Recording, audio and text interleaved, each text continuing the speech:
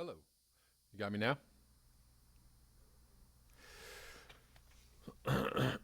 Hello. All right, we're gonna this is a restart. Take two. Um yeah, no, it should be on now.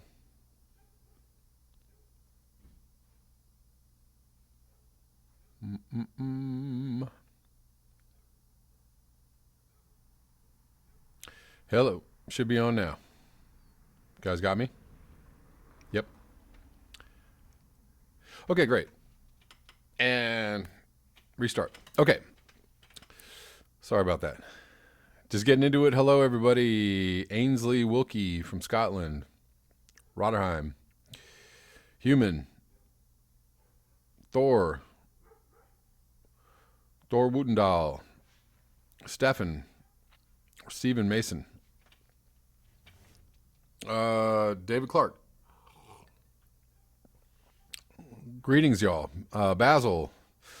Valhalla. Cool.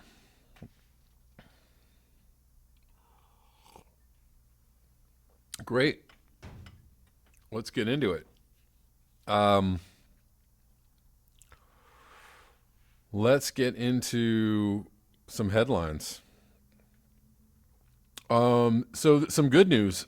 Good news out of Australia. At last, a rain bomb to bring 80 millimeters to drought-stricken states as the number of deadly bushfires falls. But forecasts warn of flash floods and lightning. So watch out for the flash floods and the lightning when you're trying to put out a massive bushfire. The first significant rain for months will fall on fire-ravaged parts of Australia today. This is actually from yesterday, as a low-pressure system sweeps across the east. So that's good. Red hair, red shirt. Actually, brown hair, brown shirt. But if you, whatever color you want to call it. Greg McCormick, how you doing? Basil says snowstorm here in Finger Lakes, New York. 45-mile-per-hour wind gusts in single digits tonight. Ooh. Rob Bamford, how you doing? Yeah, I see that now that the Midwest and the East Coast is now getting the cold weather. And we're actually supposed to get a little bit of a weather front tonight as well. Hope you guys are enjoying my extremely respectable sweater. This is my library sweater. When I'm, relaxing in my library, this is what the sweater I like to wear. It's all good, pal. Moving on to another headline. Thousands flee as volcano erupts in the Philippines. Manila airport closed. The small volcano south of the Philippine capital that draws tourists for its picturesque lake setting erupted with a massive plume of ash and steam on Sunday. So a couple days ago. So this has been an ongoing story. They were saying it was about to erupt. They didn't say anything about it erupted or it was, I think maybe it's working. They're afraid it's going to turn into a major eruption. I don't know. But apparently like 30,000 people were evacuated, something like that.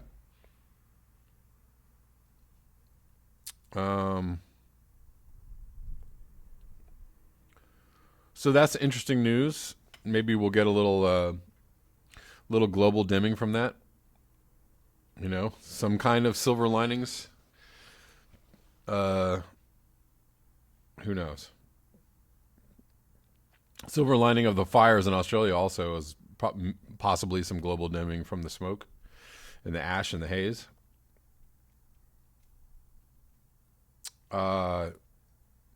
Anyways, moving on. Here's a headline from 2 days ago. The Arctic is heating up faster than anywhere else. We already know this. Could we cool the Earth with an ice-free Arctic? What do y'all say to that? What's the answer to that? Anybody?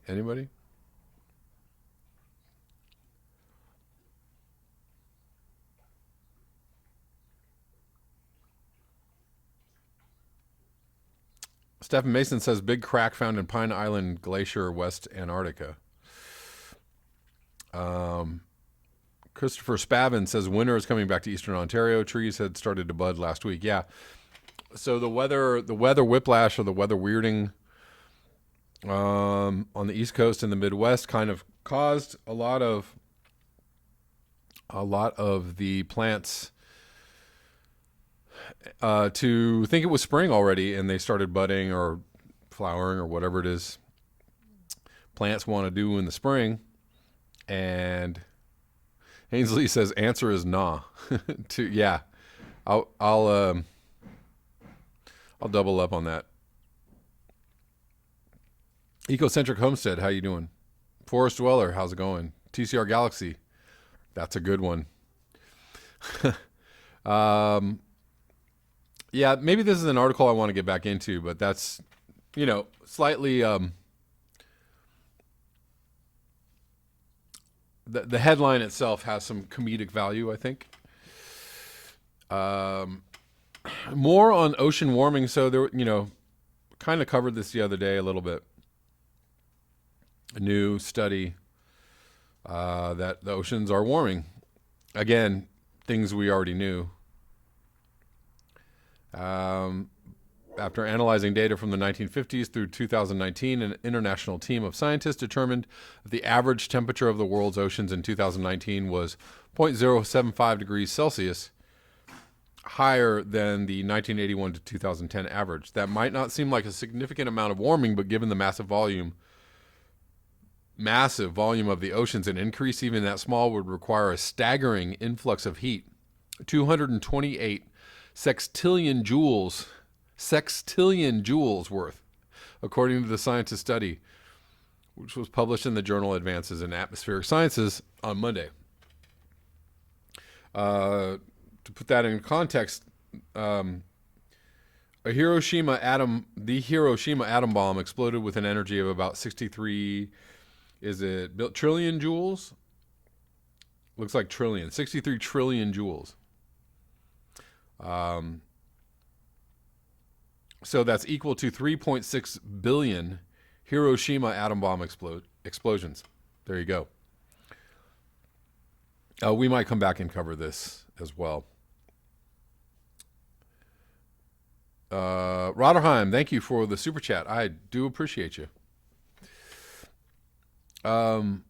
Ringtailed Fox says, didn't Boston get 71 Fahrenheit over the weekend? That's just insane. Exactly.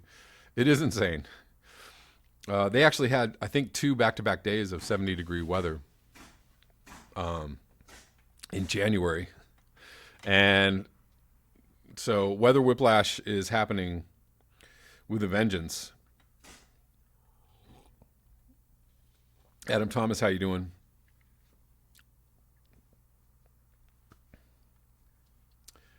Thora Woodendahl says, at 70 degrees north here in Norway, we have had much warmer weather than the normal weather. Yeah, that's been going on. We've been talking about that over the last couple of weeks. Russia, Finland, Norway, northern countries that are supposed to be under much snow and ice at this time of year are seeing very little snow and ice, rain. Zoxalix said, I did a sextillion once.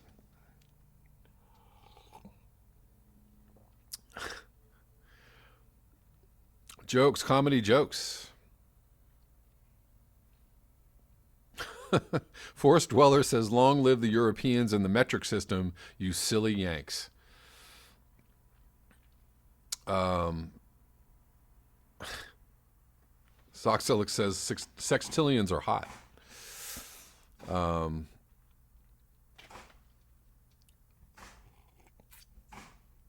Yeah, there seems to be, it's an epidemic of sextillions going into the ocean.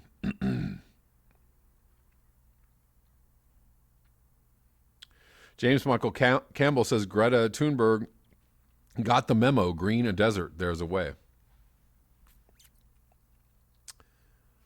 Forest Dweller says, found another rare owl today next to its logged trees. Uh, let's move on to. Well, let's kind of retouch on this story that I covered, I think, yesterday. UN Biodiversity Plan calls for protecting 30% of Earth by 2030. Species are being wiped out at a terrifying rate. Ending the crisis requires swift global action. Blah blah blah. I actually may come back and just cover this because I think it's getting a little deeper into the story might be worthwhile.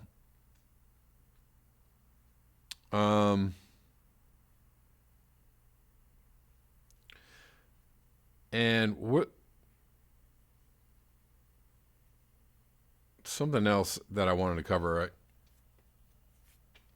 I forgot all. Did anybody watch the Democratic debate, or did everybody just call it a snooze fest and sign off? I know it's mostly, U.S. people interested in that stuff. The upshot from the Democratic debate is that everybody thinks that Liz Warren is a liar, and Bernie Sanders got a record number of donations within an hour or two. So this is a weird year because every time somebody tries to come out and slam somebody, it ends up boomeranging on them and kind of tanking their chances. Forced Dweller says, I grew up American, mate, so I know. I think he was talking to Val.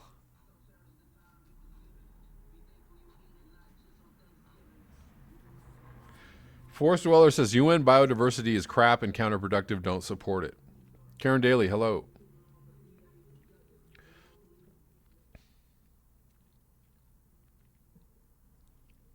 Valhalla says, I signed off. Don't give a damn. They are a waste of time. They are all liars, but Sanders lies a lot less. And there you go. I mean, I think that's kind of everybody's feelings about the news these days, which is a big reason why we have Trump as president, because when you just lie all the time and nobody believes you, it's, anybody that just calls out the mainstream media for what it is might be seen as a hero, even if they are a pathological liar themselves. So there you go. And case in point, Grand Solar Minimum channels and Tony Heller videos being so popular. Why are they so popular? Because everybody thinks that the establishment is lying to us, which they are. And so, the only thing to do is take the side of anybody who's anti-establishment or saying, no, they're lying to you. And you're like, of course they are. Zoxalix says Warren's ploy backfired. It absolutely backfired. Cindy Seeley, how you doing? Osama, what's up? Karen Daly says, I hope Warren's polling numbers tank and hope she has to drop out. That is coming very, very soon to a theater near you. It's already, there was almost an instantaneous backlash against Warren the other night. And yeah, Bernie Sanders had, a record amount of donations in that hour, in the first hour of the debate. And yeah, people are like, no, sorry. And it looks really bad for her considering there's like 20 days left or 18 days left till the first primary. Yep, Zoxalix, exactly. So here's what happened is that, here's what's happening this year is every time some establishment ding dong comes out and tries to smear a progressive or smear an anti-establishment voice, what happens is everybody takes the side of the anti-establishment voice. See Hillary Clinton trying to smear Tulsi Gabbard. That actually helped Tulsi Gabbard. So that was a dumb move on Hillary Clinton's part, and now this is a dumb move on Elizabeth Warren's part because she thinks this kind of stuff actually works in 2020.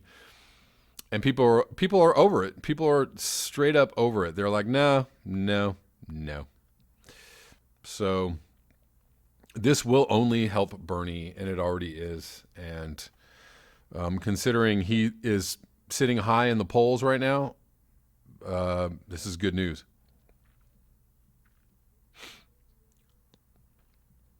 CB asks, who should be Bernie's VP? I actually think it's Tulsi or Nina Turner. But I have heard that Nina Turner does not want to be vice president. So, but, you know, a Tulsi Bernie ticket would just be an absolute, as I've said before, a head explosion for the elite. That would be actually, you know, somewhat of a revolutionary presidential ticket. But both Tulsi and Bernie have the highest support among independents and crossover Republicans. So the very thing that they're saying that, you know, establishment candidates like Joe Biden, you know, the things that supposedly Joe Biden brings to the table, or even Amy Klobuchar, God forbid, are actually things that Tulsi and Bernie bring to the table. So that ticket would actually be an incredibly popular ticket and would be a ticket that would beat Trump, hands down.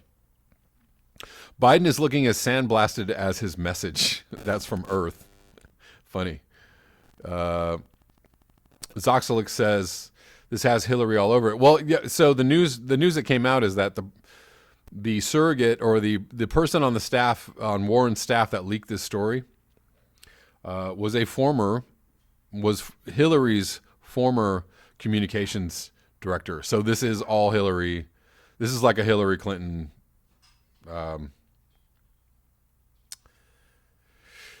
This is a Hillary Clinton operation and has that all over it. Anna Pike, hello. Trish Kaiser, Tulsi would make Fox cry. Appreciate you, Val. Thank you for the super chat. I do appreciate it.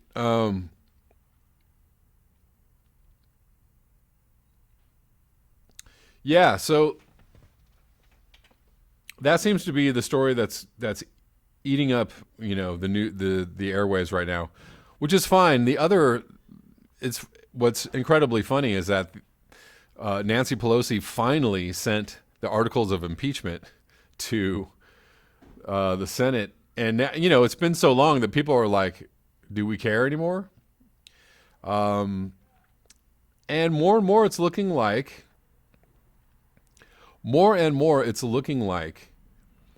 this impeachment thing is not intended to hurt Trump, but intended to hurt Bernie Sanders.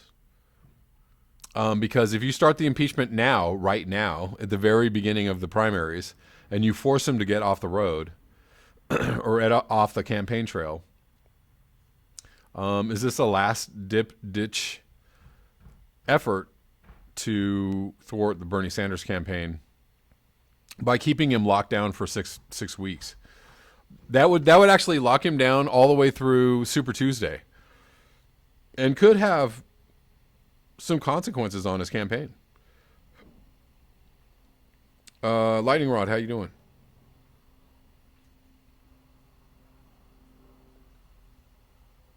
Zoxalix says, I'm still 99.9% certain they're going to cheat Bernie.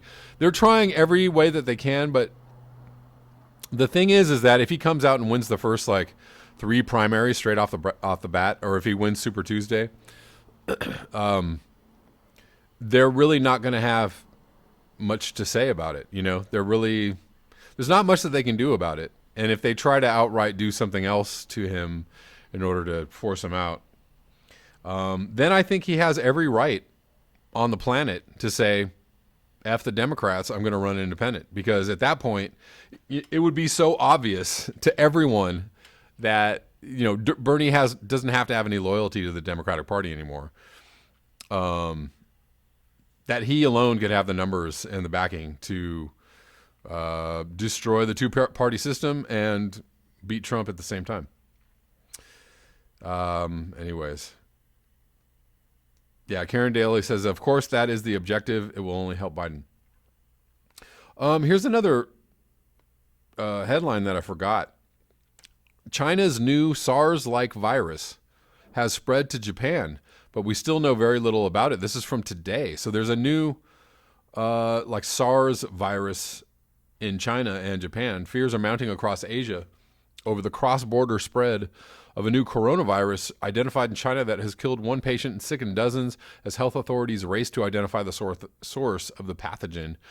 The new strain of coronavirus in the same family as the deadly severe acute respiratory syndrome and the Middle Eastern respiratory syndrome, or MERS, originated in Wuhan, the largest city in central China. It was confirmed Thursday to have been detected in Japan a few days after Thailand confirmed its first case of infection.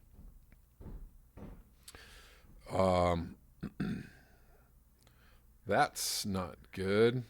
Got to keep our eyes on that.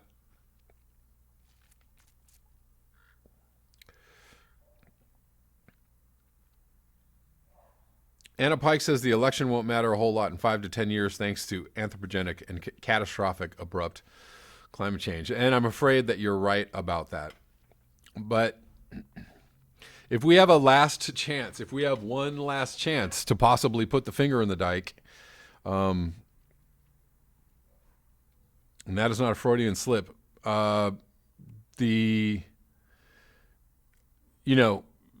Bernie Sanders could possibly help steer us into a place where we could, somebody brought up a comment. Okay, so when I was reading the Way Past What the Fuck article a couple days ago, and it was brought up in the article that, Green New Deal or people giving people free college, that isn't a waste of time at the moment, and that we should be, living lives of love and compassion, and the best president for people would be a person that would tell people the truth or acknowledge the truth of where we are at and operate in that way. Somebody actually left a good comment on that article and saying that giving people Medicare for all and giving people free college and giving people food and housing and transitioning from a fossil fuel economy to a green economy, that's probably the most compassionate thing we can do right now. So even if it is a waste of time, or even if it's too little too late, it still is the most compassionate road we can take. So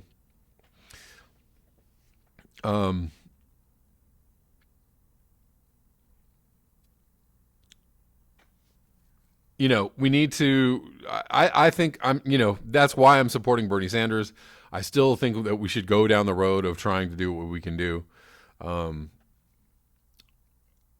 And I think that we should also try and do no harm or do little harm. So, the one problem, the big glaring problem with the Green New Deal that I see is trying to convert everything to, renewables, and trying to run the current population and industrial society that we live in right now on renewables. I think would be dangerous, damaging, and destructive, and a distraction from what we need to do, which is degrowth.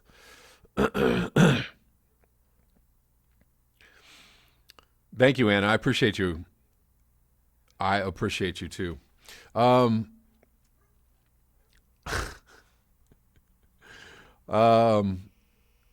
Yeah, so you may see the whole Green New Deal, free college, free healthcare thing as a waste of time. I don't. I think we should try and do what we can do with what time we have left. And again, I'm going to say this one more time. I'm going to sound like a broken record one more time.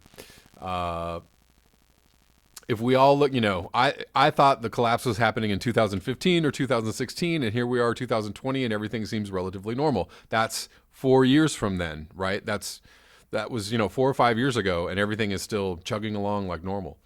So what if it's 5 years from now or 10 years from now and we look up and everything's chugging along somewhat like normal? I don't know how that could be, but possible. It'd be really dumb to have said in 2020, I give up, or whatever, or I don't care, we're all going down the tube, so fuck it. I just. And to quote Guy McPherson, keep flossing your teeth, right? That's literally the equivalent of flossing your teeth, is trying to do the best that you can in the moment. Trying to do the best that you can, politically, sociologically, spiritually, however you want to go down the road. We got to do our best for equality, social justice, compassion, equality, everything that we can do to help better mankind in the last few days that we have left. And you never know, we might find ourselves in a very interesting place for 5 or 10 years, maybe not the extinction place that we all think that it's gonna be. I'm glad that was funny, Anna. I said it and then I realized it was kind of a weird, had sexual overtones. But it was funny.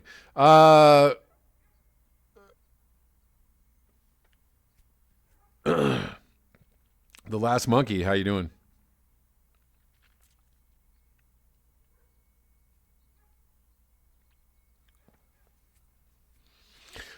Who said this?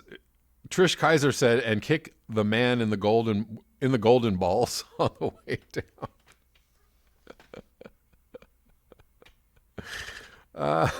That's funny. That might hurt, actually. If somebody had golden balls, I don't know if I want to kick the person with golden balls.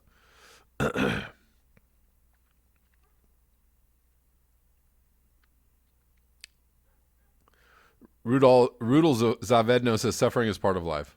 D Ranch, ask the Australians if they feel like normal with their life condition right now. Exactly. So, just because we're in relative normalcy, doesn't mean that everyone else is. And that's kind of what's happening all over the globe. There are extreme weather situations or extreme, climate change, scenarios, things that climate change has obviously made worse, and they're happening in other parts of the globe. But we're all just relatively fine and normal. I mean, which is what makes what makes living in a first world country or an industrialized West country incredibly privileged, right? Because what our normal is so much. So much richer than what other people have to deal with, right? So what somebody calls normal, let's say in, an equatorial African nation or in Indonesia, is far different from what we call normal. Jack Leroy says the solution is to ban all cars, including electric. If you're caught driving, you go to prison for life. I mean, I'm down. That way, you pretty much that pretty much gets rid of cars very quickly.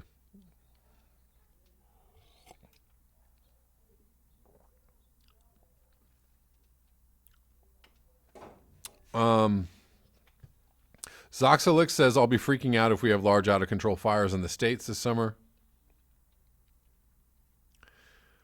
The Last Monkey says, I'd sell those balls and buy trees with the money. John Lundqvist, hello from Sweden. Yeah, keep on liking the video, guys, and let's get some more people in the chat or on the stream before we get out of here. But I'm going to actually go back to a few of these articles and get a little more in depth. So going back to the Arctic is heating up faster than anywhere else. Could we cool the Earth with an ice-free Arctic? It's from January 14th in SciTech Daily. The Arctic region is heating up faster than any other place on Earth, and as more and more sea ice is lost every year, we are already feeling the impacts. IIASA researchers explored strategies for cooling down the oceans in a world without this important cooling mechanism. Scientists estimate that summer sea ice in the Arctic Ocean will be largely gone within a generation, or how about in the next 5 years for sure. This is bad news for the world, as ice and snow reflect a high proportion of the sun's energy into space, thus keeping the planet cool. As the Arctic loses snow and ice, bare rock and water become exposed and absorb more and more of the sun's energy, making it warmer, a process known as the albedo effect. And in the UK, they say albedo.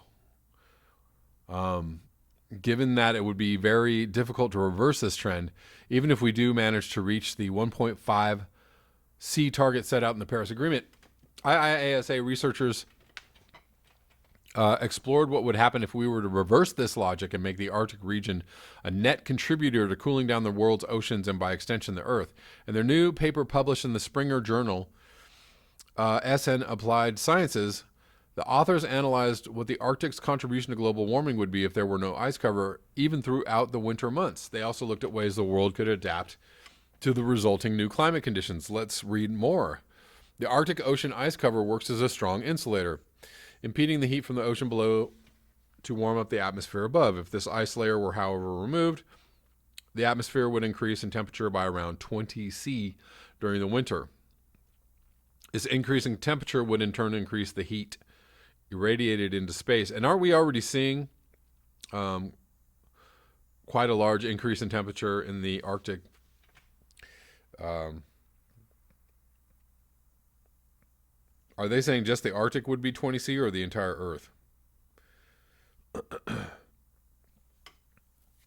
This increase in temperature would in turn increase the heat irradiated into space and thus cooling down the oceans.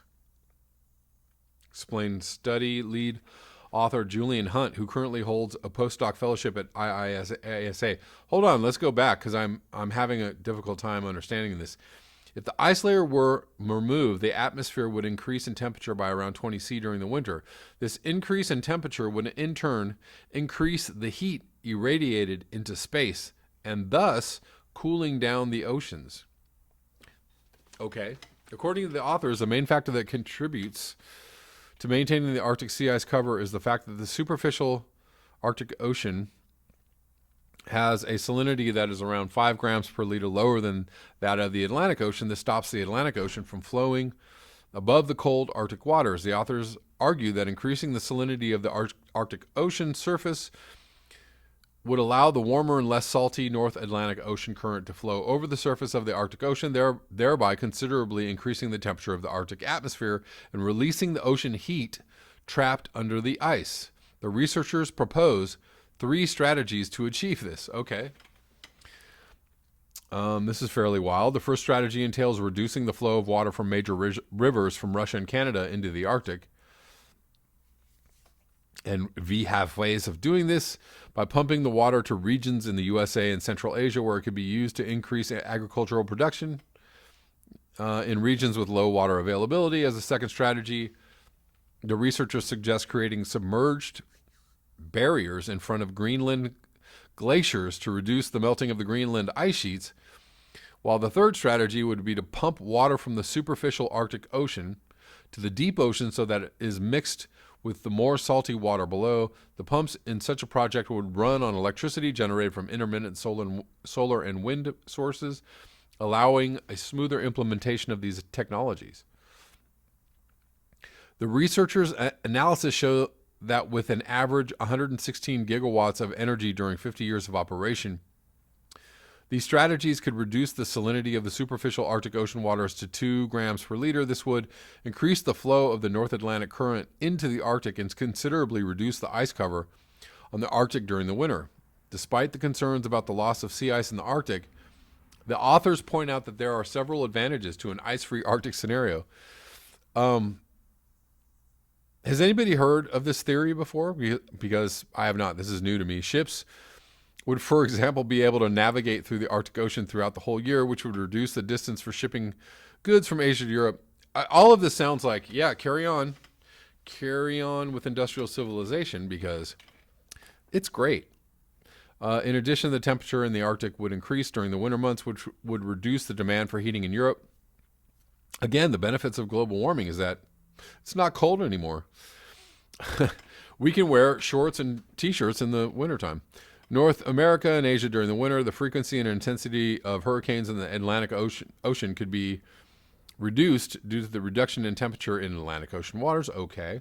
On top of this, ice-free waters would also help to absorb more CO2 from the atmosphere. Okay.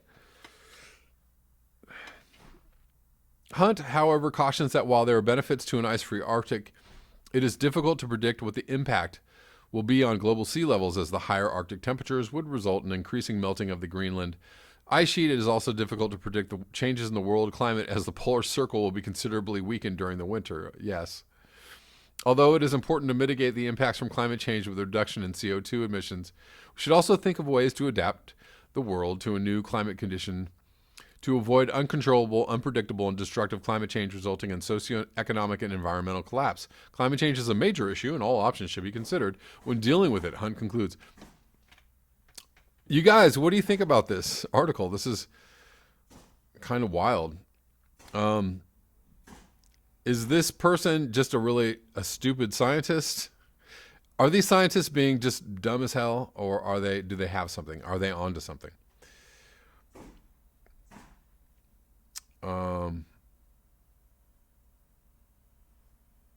I've never heard of it. It sounds like sci-fi, but could it be true? Could it be true that an ice-free Arctic is a good thing? I mean, all signs point to no. It is a big fat no. Rudolf Zavedno says Exxon sponsored study 100%.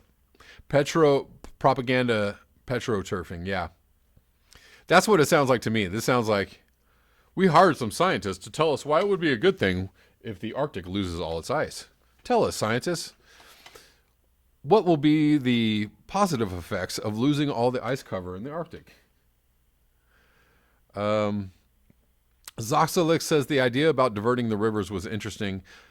Yeah, I mean, some of this was actually interesting. I don't know if it's scientifically valid. Is there scientific accuracy in this? I don't know. But all of the the upshots were like, well, we can grow more food because we're diverting rivers to agriculture, and they'll be shipping through the Arctic all year round. This will be great. We'll be able to ship more avocados to Iceland, says Basil. Yeah. Ecotopian Emissary says, I'm down for Roman orgies.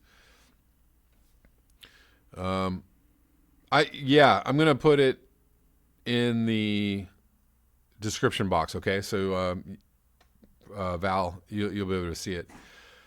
I mean, it's based on a study. I don't know if it's a worthwhile study. But yeah, I'll link it below and you guys can check this out and tell me what you think. I've never heard of this take. So let's go back to this study about ocean warming at the rate of 5 A-bombs per second. That's the headline. 5 Hiroshima bombs of heat every second, day and night, 365 days a year. This is from January 14th. So again, scientists analyzed data from the 1950s through 2019 and found that the world's oceans were 0.075 degrees Celsius higher than 1981-2010 average. Again, it sounds small, but it's quite significant. If spread out over the entirety of the oceans, that is a lot of heat.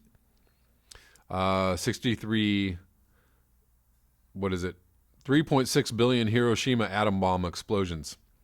That's what that's equal to. In 2019, ocean warming was equivalent to about 5 Hiroshima bombs of heat every second, day and night, 365 days a year. Study author John Abraham from the University of St. Thomas in Minnesota told Vice. And in case atomic bombs are still too abstract of a comparative unit, the 2019 rate is equivalent to every person on Earth constantly pointing 100 hair dryers at the ocean. So 800 billion hair dryers, Abraham told Vice. The less technical term is it's a shit ton of energy, he said, and it's already having a huge impact on the environment. Ice is melting faster, causing sea levels to rise. Dolphins and other marine life are dying because they can't adapt quickly enough. Even the increase in the amount of water evaporating into the atmosphere due to the heat is negatively impacting on our planet. It makes hurricanes and typhoons more powerful. It makes rainfall more intense. It puts our weather on steroids, and remember the rate is increasing, meaning that every moment we delay taking action to slow or reverse the warming, the situation is only going to get worse. That was nice and straight to the point. Peace, Osama, excuse me, not Obama. Osama, Obama. Very different. Osama, namaste.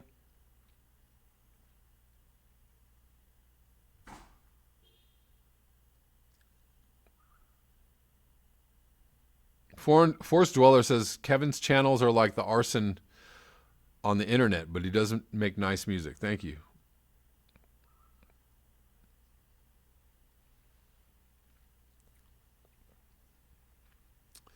Right on, guys. I think I got another super chat in here. Osama, thank you for the super chat. The truth hurts, but the lies are killing us. I appreciate you, sir. Valhalla, I appreciate the super chat. Thank you. Valhalla says, Kevin, I forgot. Everybody check the latest David K.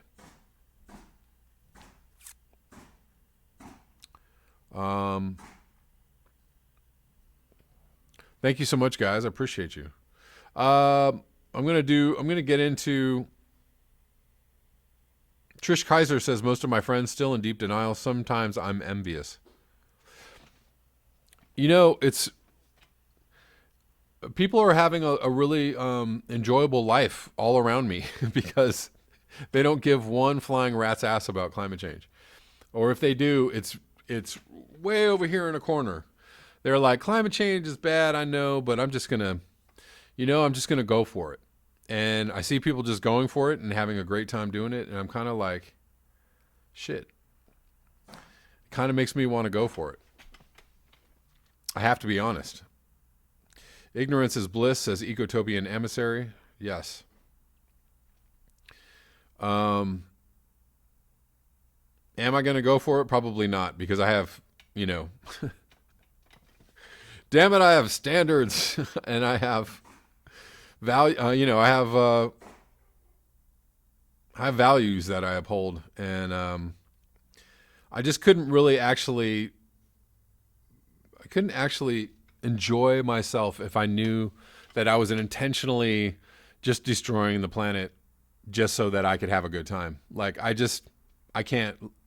I'm just not that person. I can't live with myself. So, anyways, I mean, I'm enjoying my life, but I'm really trying to do less harm, or do little harm. Human says, ask the dog what he wants to do. Dog wants to go hiking.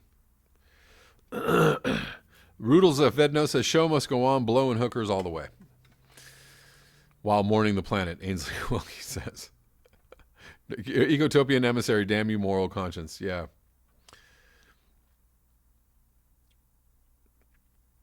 Obiyama Fashion says, do you know how many coal mines India and China are building around the world? A shit ton, yes. Matt Angiano says moral agency sucks sometimes. It does. It actually does. But, I try to just, I think that's why I vacillate, maybe not vacillate, but why I have, a foot in doomer culture, and I have a foot in, I guess, popular politics, for, I guess that's what we'll call it. What people think to be as, the real world or whatever, but we know that's not the real world. But, I'm trying to play the game on some level, on a higher level, on a higher moral level, I guess, or, if possible.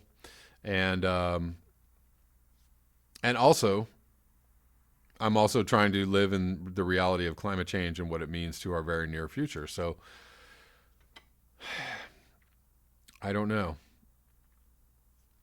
Forest Dweller says, so like I said, time for Roman orgies. I say, be good to the earth, heal the planet, do what you can, and also have some orgies if you can too. Go for orgies if it's possible.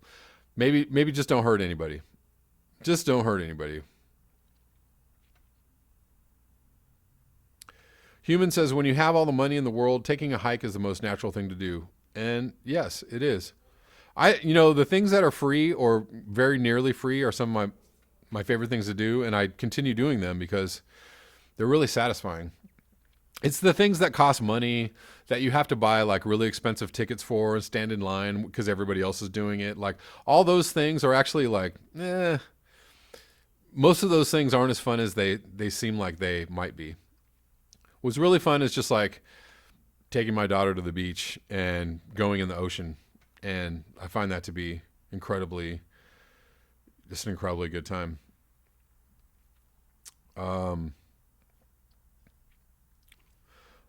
Last Monkey says, no orgies, no more children. Yeah, well, you can orgy without having children. Come on, man. Come on. You can have orgies without having kids. Oh, my God. Come on, guys. It's called control. Control yourself. It's called birth control. It's called, we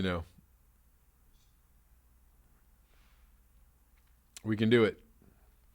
Okay, last article that I wanted to get into. I'm going to get into this UN biodiversity plan. Even though it's, most likely just a piece of poo, but we're going to read about it anyway. UN biodiversity plan calls for protecting 30% of the earth by 2030. This would be awesome if it is even a possibility. To reverse the rapid loss of species around the globe, world governments should protect nearly 1/3 of all lands and oceans and slash major sources of pollution by the end of the decade, according to new United Nations proposals. The draft plan, released Monday by the UN Convention on Biological Diversity, outlines a path for combating the biodiversity crisis that many scientists say is the start of Earth's sixth mass extinction. The 2030 goals include safeguarding 30% of all land and sea, with at least 10% put under strict protection, combating the spread and introduction of invasive species, and cutting nutrient and plastic pollution by at least 50%. The post-2020 framework will be taken up at a United Nations Biodiversity Summit in China in October and could replace 2020 goals that countries agreed to in 2010 and largely failed to achieve. A sobering United Nations report in May found that up to 1 million land and marine species could be wiped out by human activity if present trends continue. The rate of extinction is up to hundreds of times higher than it has averaged over the past 10 million years, according to the 3-year study authored by nearly 500 scientists. The draft text comes as Australia battles unprecedented bushfires that have already killed an estimated 1 billion animals, including many endangered species. The loss of the natural world is inextricably linked to global climate change, and scientists warn that together the two crises pose an existential threat to human civilization. In a 2017 report, UN Special Rapporteur John Knox, a human rights expert and professor of international law at Wake Forest University, wrote that biodiversity loss has grave and far-reaching implications for human well-being, including reduced fishery and agricultural yields, depleted sources of medicine, and increased infectious diseases. The proposal Monday was met with mixed reactions from environmental groups. Mixed reactions. Amy Delach, a senior policy analyst at Defenders of Wildlife, said the organization supports the plan and is encouraged by the concerted global effort to put biodiversity on a path to recovery. We must commit ourselves to protecting our natural resources and taking actions to achieve a target of protection of 30% of our lands and oceans by 2030. And it's an important step in the right direction, she told HuffPost in an email. Susan Casey Lefkowitz, Chief Program Officer at the Natural Resource Defense Council, said the language is a good start, but not ambitious enough. Ding, ding, ding. We are witnessing whole swaths of a continent burning, devastating entire species before our eyes, and the need for dramatic change could not be more blatant, she said in a statement. To reverse the cataclysmic changes occurring in nature, countries around the globe must heed scientists who warn that heading off this rapid decline will require transformative action. While the goals of the UN proposal are clear, the draft offers few details about how nations can implement actions necessary to halt current declines. Among other things, it urges parties to integrate biodiversity values into national and local planning. That would have been a good thing to do 50 years ago. And notes that governments and societies need to determine priorities and allocate financial and other resources, internalize the value of nature, and recognize the cost of inaction. All those things are true and good things to take into account. A separate plan released Monday by the Center for Biological Diversity urged the United States to do its part to end the extinction crisis by investing $100 billion in species protection, creating 500 new national parks, wildlife refuges, and marine sanctuaries, and restoring the full power of the Endangered Species Act. In August, President Donald Trump's administration finalized a sweeping overhaul of the 1973 Bedrock Conservation Law that makes it easier to remove recovered species from the protected list, opens the door for more extractive development, and potentially limits federal agencies' ability to account for the impacts of future climate change. High-ranking officials in the administration have histories of slamming the ESA, calling it a sword to tear down the American economy, and likening species listings to incoming Scud missiles because Republicans are so insane. Yeah. Does that sound hopeful to you guys or sound like a good plan? I don't know. Extinction here, as shown by our research, is at least 70%, says Forest Dweller.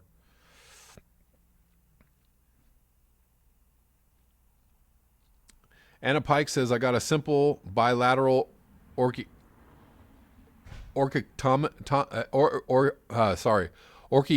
I'm sorry. I don't know how to pronounce that word because I've never seen it. 2 birds with 1 stone, gender transition and personal population control. Best life choice ever.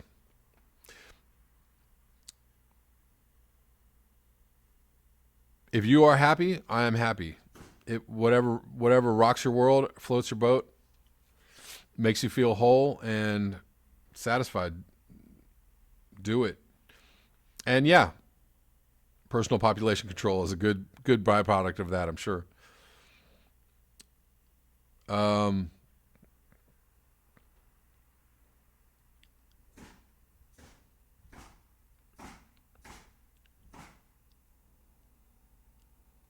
Donald McCarthy says, when poor, we used tapioca as ice cream.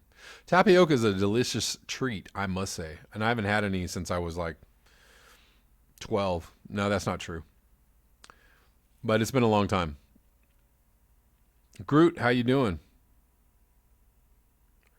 Groot says, do you think the doomsday clock will move next week? I say no. Cornelia says, what was the plan again?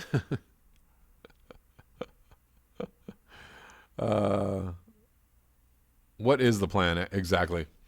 Lastly, guess what? In this video, I'm going to read a little bit of Marty McCorkle because he actually left a comment about this biodiversity plan, and it was pretty good. Hold on, I'm going to read this. Ecotopian Emissary says 20-foot high waves here in Chicago recently. 20-foot high waves? That's wild. What did they break on shore? Did they flood the coastal area, or what? Where did they break?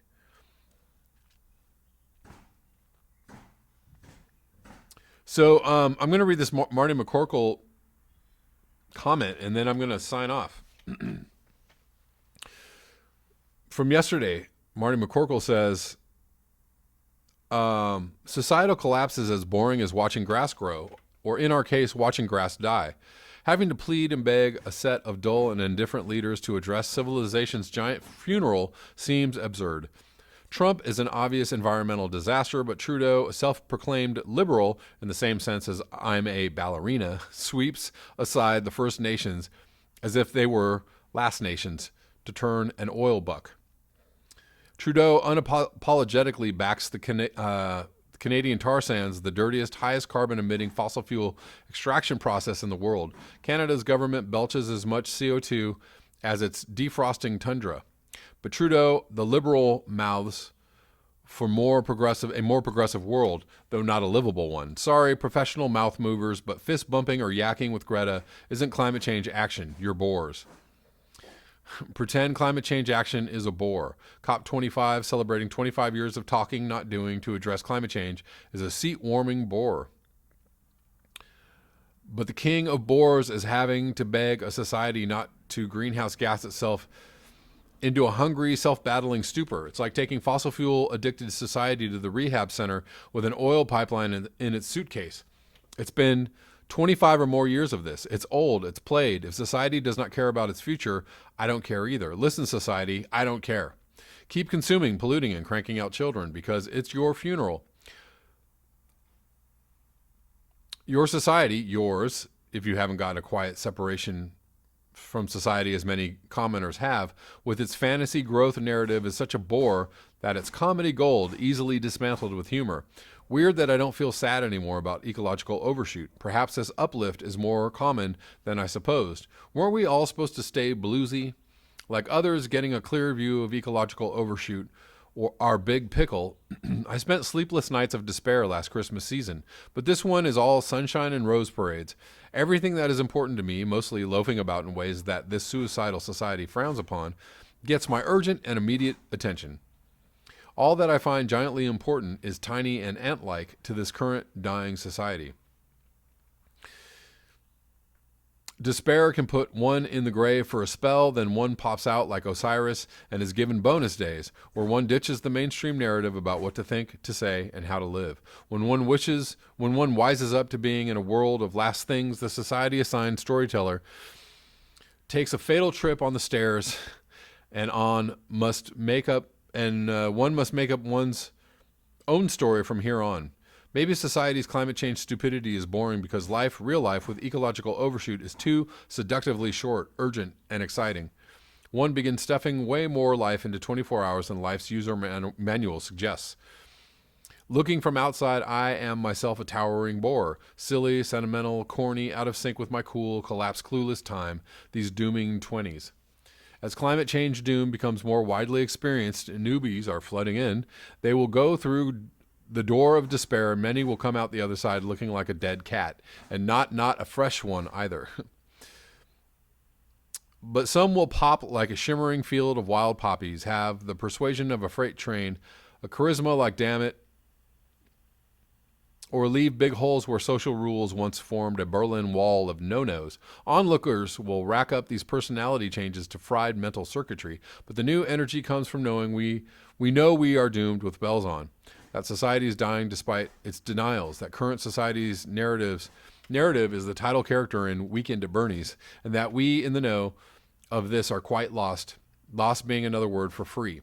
We despair veterans are pulling out our previously hidden drum kits and are starting to bang away, rocking the old Casbah until its toupee falls into its lap. This isn't actually an old article. I think I read this before. This isn't the one I wanted to read. Damn it. I'm reading the wrong one. Anyways, let me finish this paragraph. We despair veterans are pulling out our previously hidden drum kits and we're starting to bang away, rocking the old Casbah until its toupee falls into its lap. Bang Wan Thung, give this guy space. He's on something. The pre-despair say, yes, he is. He's one of the few people that have stepped into the century by admitting that industrial civilization is simply going away, a giant leap for mankind that makes a footprint on the moon seem positively pedestrian. I think I read that like months ago or, weeks ago. So here we go. Here's the comment I wanted to read. It's short, so I'll read it. Marty McCorkle from yesterday, 1/15/20, because I can see the date now. Hopefully these UN proposed nature preserves will be surrounded by giant do not enter signs that are lettered big enough for climate change to read. I wish I were there behind a bush watching and stifling my laughter when climate change shows up to fundamentally alter those nature preserve environments into less livable space, only to discover that those places are totally off limits to climate change by royal UN human decree. Oh man, imagine the expression on climate change's face. Sometimes I see us humans as a late-stage patient who grandly bargains with a terminal disease by attending a series of high-profile conferences. Only by realizing the depth of our dilemma can we address the harsh reality we face with responses suggestive of some vague intelligence. Until we do address reality appropriately, we are doomed to a parade of way too late, out-of-date Band-Aid solutions like removing water from a sinking ship's interior using salad forks. Okay, Marty Smarty, what's your pet solution? You know it already, the key solution to the big pickle. Reduce the human population by not having babies, first and right now. Then consider nature preserves after fixing the first central problem of too many of us consuming too much. Otherwise, we waste the little time we have left with a conference schedule that extends far deeper into the future than we do. Cocktail napkin math suggests that attendance levels of an international conference following the decimation of the human population will be spotty at best. If we were to stop having kids, we would have nature preserves coming out of our ears. While we continue to have kids, we will shortly be a species desperate for preservation. Now choose. I thought that was an excellent comment. I hope you all enjoyed that.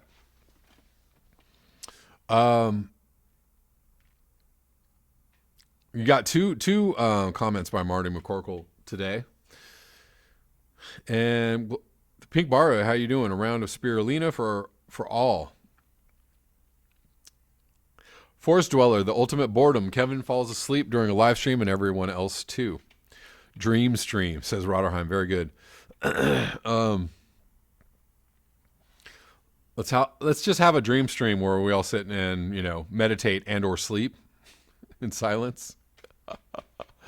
That'd be super fun. Super naps replace super chats. Very good, very good.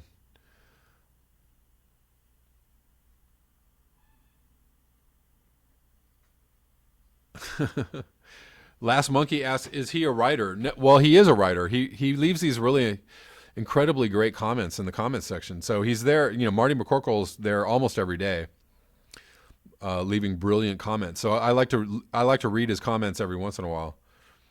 Because they're all gold. Valhalla says, just make procreation illegal, harsh but no choice. I'm going to have to say,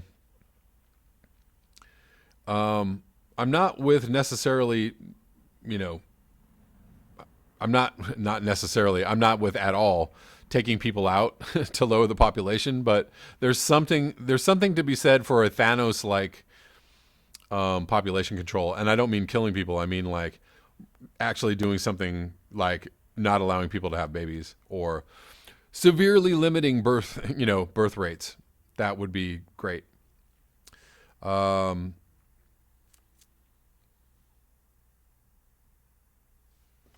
The Last Monkey says, I meditate really loud, just saying. That's all right. Basil says, overshoot predicted for July this year. Yep. Indeed. Basil says, one of my favorite things to do is nothing. Zoxalix says, Mr. Nobody is a cool film if you have never seen it. I have never seen it, so maybe I will see it. Donald McCarthy says, I don't have the energy to do nothing, so I always end up doing a little. My problem is I'm kind of one of those, like, I'm perpetually not bored, but I like doing shit. So I like doing nothing as well, but I also really like doing things. So like my mind is on 100 all the time. And so I'm always kind of like,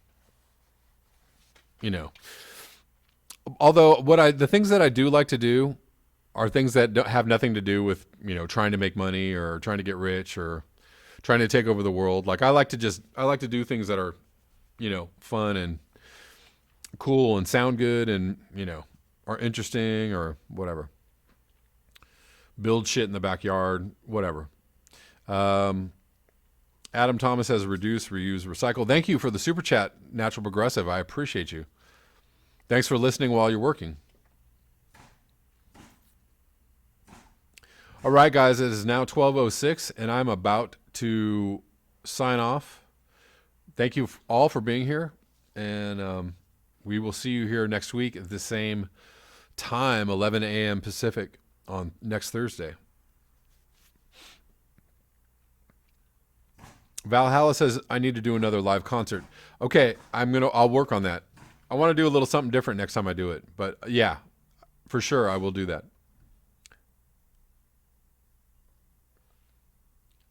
All right, guys, thank you so much for tuning in. I appreciate you all being here. Void, how you doing? Peace out, and I will see you on the flip.